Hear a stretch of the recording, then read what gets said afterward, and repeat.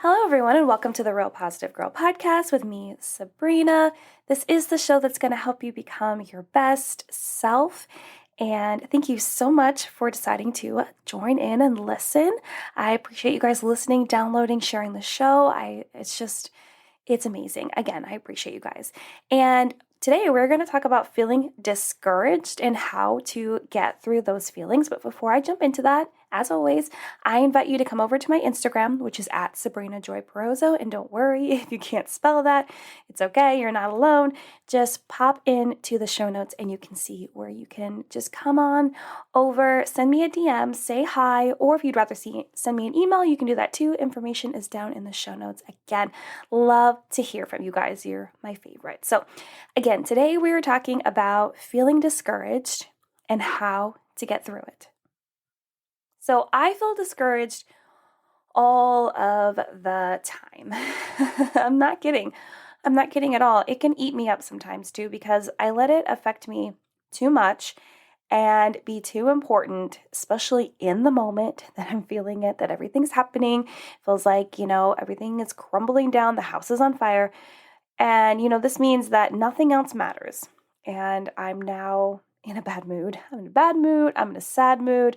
I'm discouraged, disappointed, and I'm having a pity party for myself, and it's heavy, it's super heavy. It feels like a heavy burden that brings sadness and this feeling of being stuck in life. And I don't like it. I do not care for the feeling, even more so than being discouraged. I do not care for the feeling of being stuck in life. It even like thinking about it right now and saying it out loud to you guys, I'm not kidding. I feel very overwhelmed with emotion, and it really gets me all in my feels because I think it's because I grew up knowing exactly what I wanted to do with my life, and none of that happened. Not really in the way that I wanted it to, not the way that I thought it was going to happen at all, despite how much I felt like I prepared. And that just makes me really sad. And it makes me feel like I made, wrong decisions, or I got lost in like going down the journey that I was supposed to go in anyway. And so I think that being stuck in life is something we definitely should talk about soon because it's a feeling that I dwell on well too often. And I'm sure I'm not alone in that. But in regards to what we're talking about today, feeling discouraged, yeah, it makes me feel like I'm stuck in life because the thing that you wanted to happen didn't happen. So now you're discouraged, right? So, but being discouraged is something that we all suffer from, some more than others, including myself, because we let it affect us deeper and more often. But still another universal problem. So again, don't forget, we are all in this together. You are not alone. And even if no one else that's listening to this or no one else that you actually know in your life, whether on social media or in like real life, at least you know that I suffer from this. So if you suffer from it, I suffer from it, we're going to be great friends, right? Yeah, it's a universal problem. So I wouldn't worry about feeling like awkward, like, oh my gosh, I must be the only person that feels discouraged. You are not. I promise you, without a shadow of a doubt, 100,000,000%. And, a problem and experience I find interesting in regards to feeling discouraged, because once you feel discouraged about one thing, it is so easy to pile on even more things to be discouraged about. Like, it's super simple. It's apparently our negativity bias pushing us to really lean into the negative things happening around us and only acknowledge those things. Like, it's all red or it's nothing, right?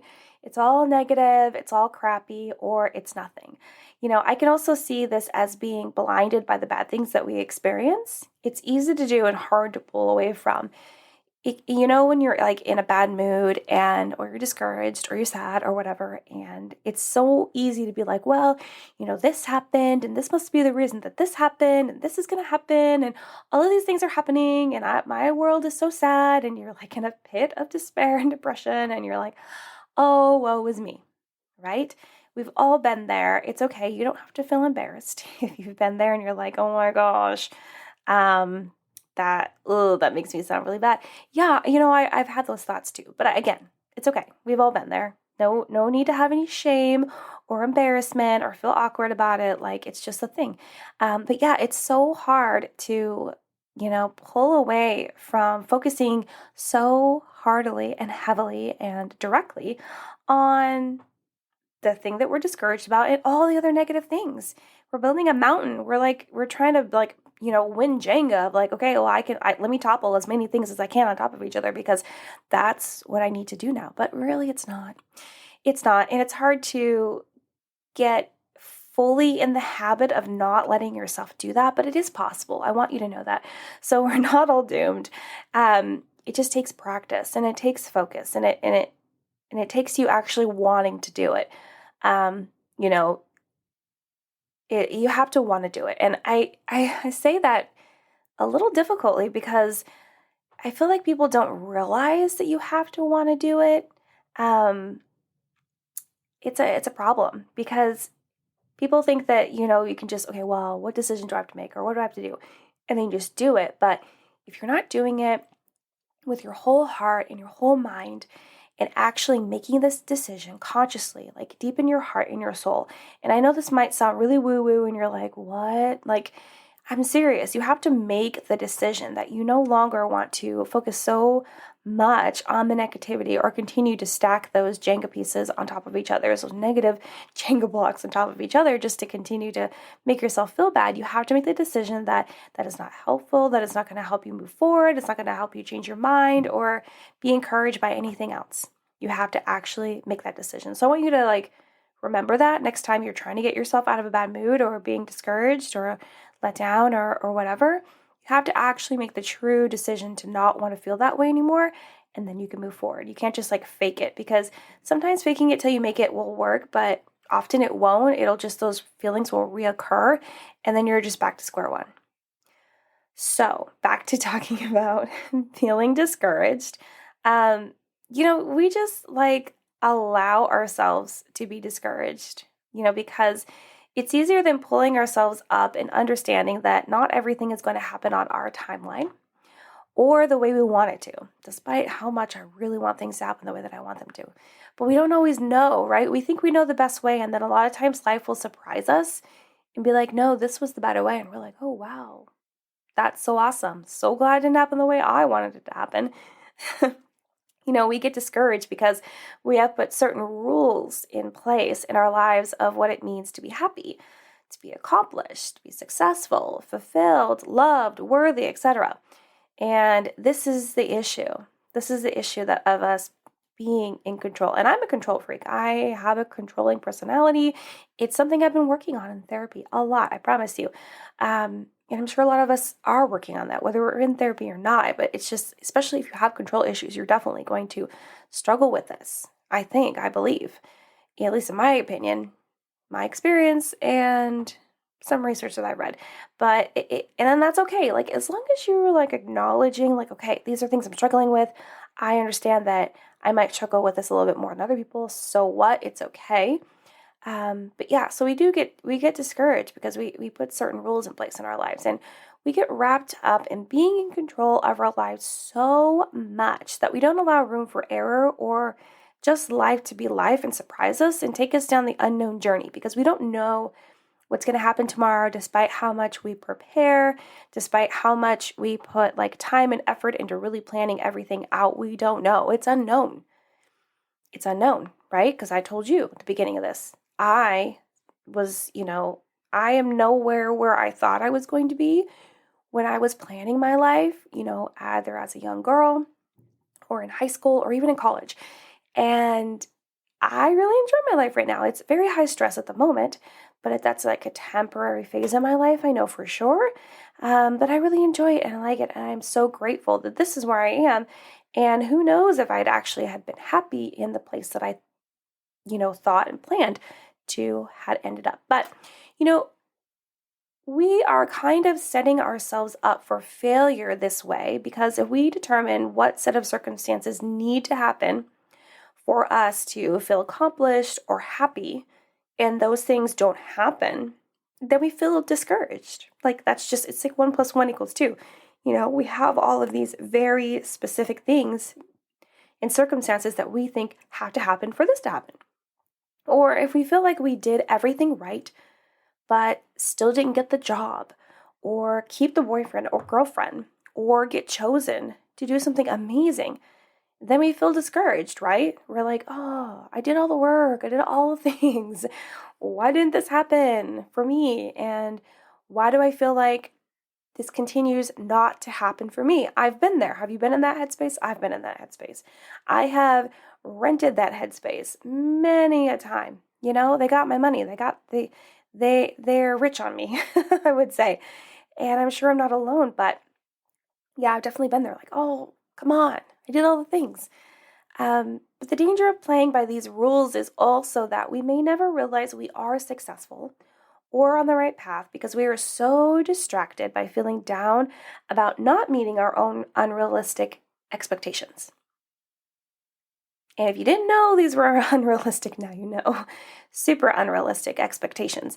We get so distracted by those things and being sad and being discouraged and not realizing how amazing our life is going, and it's going in the right direction if we just take a step back and see our life from a wider perspective as opposed to being so super zoomed in. I feel like a lot of times we spend a lot of our life being so super zoomed in on the thing that we want the most and how we want things to play out and how we think that our life will be the best, as opposed to, again, taking a step back and seeing our life from a wider perspective and understanding there are so many things at play that there is no possible way, even if we actually had that real power, to control everything.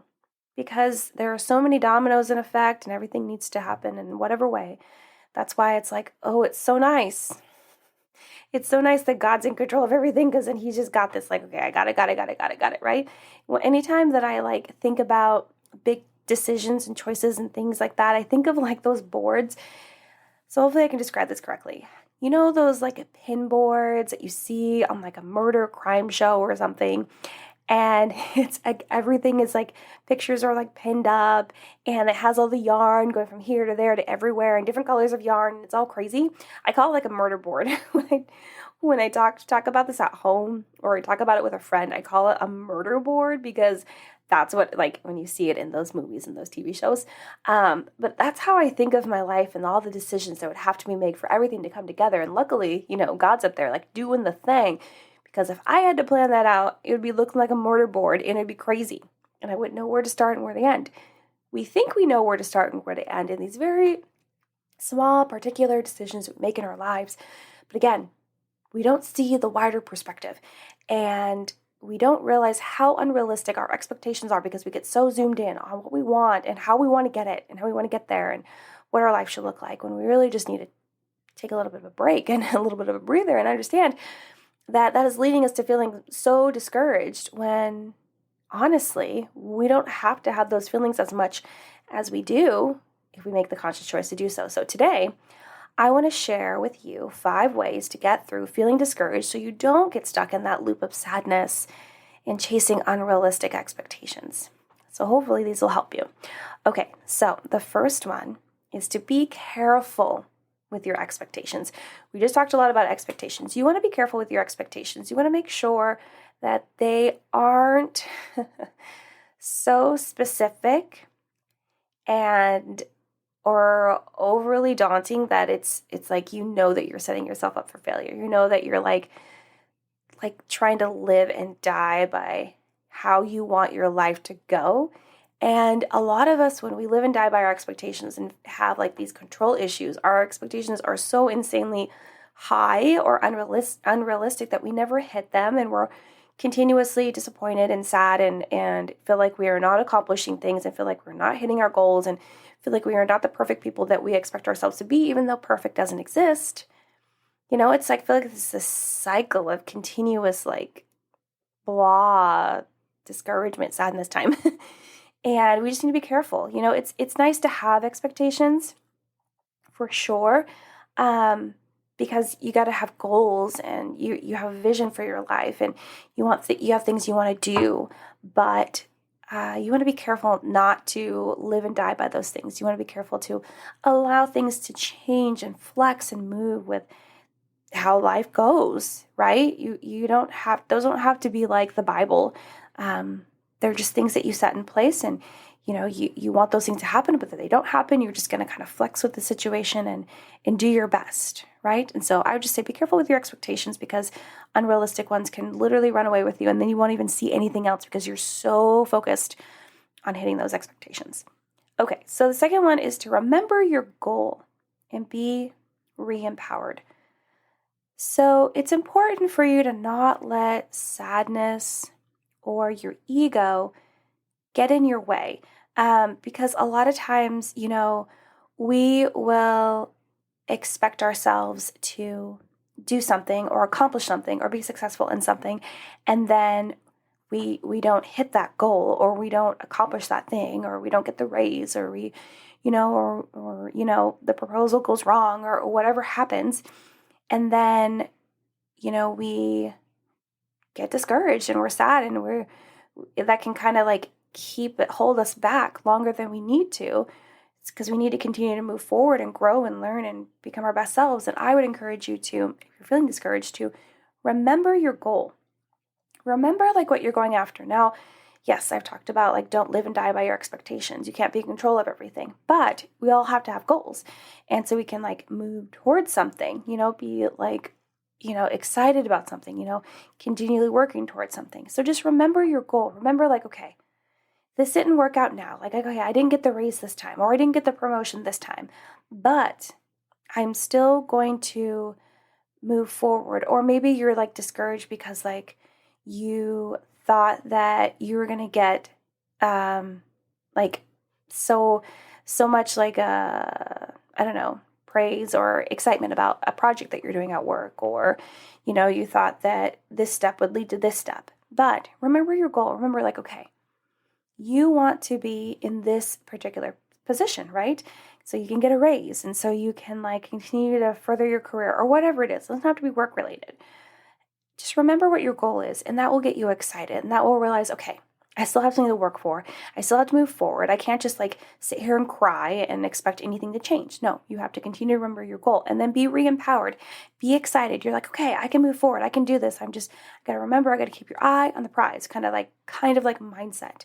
Not exactly, but kind of that mindset of like, okay, remember what I'm actually working for. Remember that I have to keep going if I do want to accomplish that thing. Get really excited about it and allow yourself to get back up and try again, right? Okay, so the third one is to stop comparing yourself to others. I know that I talk about this all the time because it's super important, but I also feel like it is something that we all do all the time, and that's like the reason why I talk about it all the time. I don't have like a very like drawn out reason why I talk about it all the time. It's because we all struggle with it. I struggle with it a lot. And I'm sure that there's a lot of people out there that also struggle with it. The problem is that we spend a lot of time on social media. It's not just social media. I know a lot of people will, like really condemn social media for being the reason why we compare ourselves to others so much. That's definitely part of it. But there's definitely a lot of us, even including me, that will compare ourselves to people in our lives and feel less about each other, or less about ourselves rather, and feel super discouraged that we're not where that person is, or we haven't been able to accomplish what that person is, or we don't look like that person, or whatever. But I want to remind you that since I talk about this a lot, I'm not going to drone on and on about it, but I want you to remember that you see, whether social media or in real life, you see what they have and what you don't have, right? That's the reason why you're comparing yourself. You're like, wow, they have this, that, and the other, or they look like this, that, and the other, and I don't have that, or I don't look like that, or that's not my life. But you also don't see what they don't have, okay? A very good example that's really sad is that, you see someone online that seems like they have like a perfect marriage, they have a lot of money, they have a good business, they seem like they have a great life, and you feel like you're over here and they like they don't have any kids, they're just like married, right? And they're just living their best life, going on vacations all the time. You're like, oh, I'm over here, I have 3 kids. I am like working a full-time job.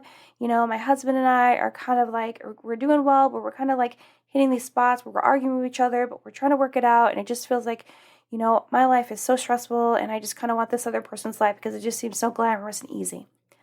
But what you don't know,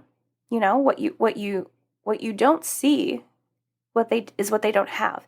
And what you don't see is that couple like yearning, desiring, trying their hardest to actually have children, and they can't because of fertility issues or whatever is going on. So that it's just like the things that you don't have. It's like you're over here like feeling sad for yourself and discouraged because like, you were blessed with 3 kids and you have a full-time job and you're married, but things are really hard right now. Yeah, that's life. And you're envious of this person that seems like they have the easiest life ever. But what they want is they probably would like to trade lives with you because you have kids and they desperately want kids and they are just like fighting so hard to do whatever they can and spend whatever money they have that looks super glamorous that they have to have kids. And they'd rather just, it's like I feel like you think that you want someone else's life and you think that no one wants your life, but really your life probably looks really, really good to someone else. You don't even realize it. So we need to understand that, like, you see what they have and what you don't have, but you don't see what they don't have. They might not have like a wonderful partner that they're married to. They might not have kids that they want. They might have like a super easy job, but maybe they want something that's more challenging. Maybe they're bored in their life. You never know. Or maybe, they live in some glamorous place, but they wish they live in their podunk, middle of nowhere town they grew up in because they miss their family who still lives there, right? You just never know. So I want you to keep that in mind next time you're like comparing yourself to someone else. You don't know what they don't have and what they're yearning for. It might be something that you already have and you're kind of like not being grateful for as much as you should. Okay, so the fourth one is it's not always about the prize at the end. So I spoke about, remembering your goal and being re-empowered, which is super important. For whatever you're going after, whatever you're trying to accomplish, if you get discouraged, you're like, okay, and you like, those bumps in the road, you're like, it's okay, I'm going after my goal. However, don't get caught up in the rewards at the end or the praise you might get. Just do it for the experience and your own satisfaction. So let's say that you're like working really hard on projects and stuff at work, and your whole reason for working so hard is because you want to get your boss's attention, to get praise and recognition and all of this stuff. But what if you don't get that? What if you do like the best job you've ever done and it's amazing and it's so much better than so many other people, but they still don't give you that recognition. They still don't give you that praise. They still don't see you for how amazing that you are at your job.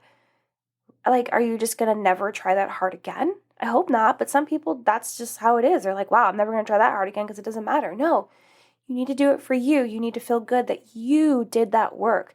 You put that time and energy and your mind into doing that thing, and you did it well, and you did it well, and you can believe in yourself, and you know what you're capable of, right? And so you can continue on and know of what you're capable of and what you can do when you put your mind to it and move forward and have that energy and that reminder the next time something comes up and the next time something comes up and, on and on and on.